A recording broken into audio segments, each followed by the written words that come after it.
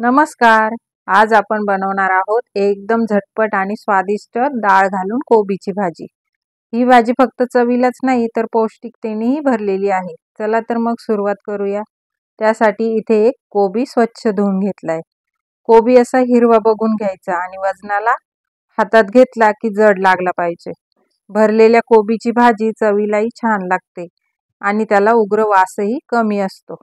आता तो बारीक कापून घेऊया.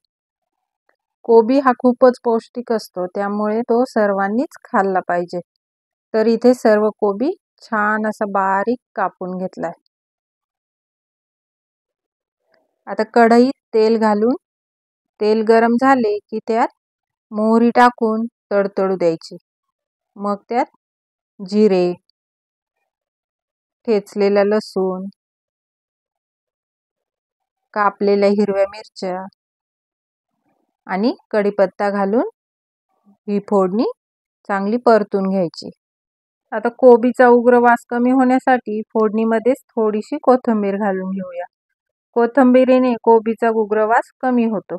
आता हे सर्व चांगले परतून झाले की त्यात पाव चमचा हळद टाकून घ्यायची आणि कापलेला सर्व कोबी घालून घ्यायचा.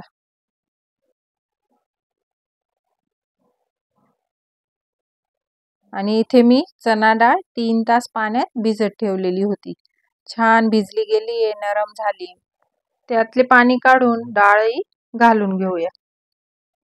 आता हे सर्व चांगले मिक्स करून घ्यायचे आणि वरून चवीनुसार मीठ घालायचे. मीठ चांगले मिक्स केल्यावरच घालायचे. कढईत कोबी टाकल्यावर तो खूप जास्त दिसतो, पण 1-2 मिनिटे परतवला की तो कमी होतो. तेव्हा मीठ घातले की मिठाचा अंदाज चुकत नाही. आता मिक्स करून 15 मिनिटांसाठी कमी गॅसवर झाकण ठेवून शिजवून घ्यायचा. आता 15 मिनिटांनंतर छान अशी कोबीची भाजी तयार झाली आहे. त्यातली डाळही बोटाने दाबून बघायची. मस्त अशी डाळही शिजली गेली आहे. त्यात वरून कोथिंबीर घालायची आणि मिक्स करायची. मुलांना डब्याला देण्यासाठी किंवा ऑफिसच्या डब्यासाठी मस्त अशी डाळ कोबीची भाजी तयार झाली आहे.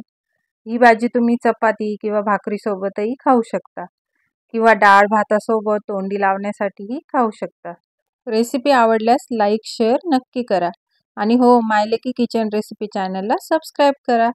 संपूर्ण व्हिडिओ पाहिल्याबद्दल खूप खूप धन्यवाद. भेटूया पुढच्या अशाच नवीन रेसिपीसोबत. तोपर्यंत मस्त खा, स्वस्त राहा.